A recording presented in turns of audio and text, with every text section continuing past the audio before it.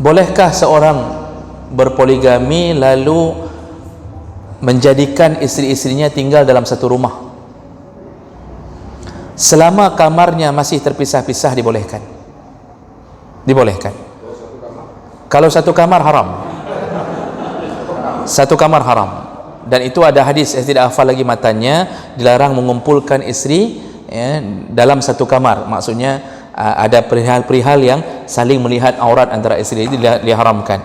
Kalau satu rumah boleh, selama kamar masih terpisah-pisah. Orang Afrika, Pak, saya punya banyak teman orang-orang Afrika waktu di Mesir. Mereka cerita bahwa aib bagi mereka kalau kahwin satu. Orang Afrika itu malah aib, aneh kalau isteri cuma satu. Kita aneh kalau isteri lebih daripada satu. Mereka aneh kalau isteri satu.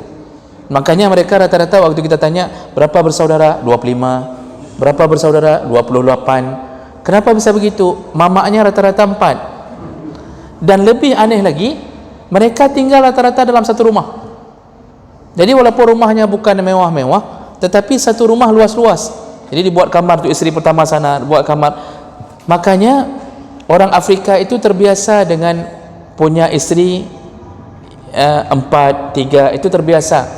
Sampai ada teman yang menceritakan ada ayah saking banyaknya anak enggak kenal lagi anaknya mana.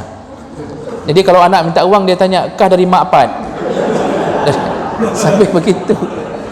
Serius, Pak. Yang cerita teman saya langsung. Dia kawan anak-anaknya ada 30-an lebih. Saya lupa bilangan dia sebut waktu itu. Ayahnya kalau anak minta uang dia tanya, "Kamu dari mamak mana ni?" Enggak kenal lagi anaknya. Kok ramai Pak. Itu kebiasaan di Amerika. Jadi saya tanya sama kawan-kawan Guinea Bissau, Guinea Conakry, kawan-kawan Nigeria, kawan-kawan Niger yang Muslim, mereka rata-rata beristri 4. Kita berharap kebiasaan itu bisa mengalir ke kita. Ibu-ibu ini hanya bercanda apa ni, jangan lampu. Jadi baik bengih ni ibu-ibu.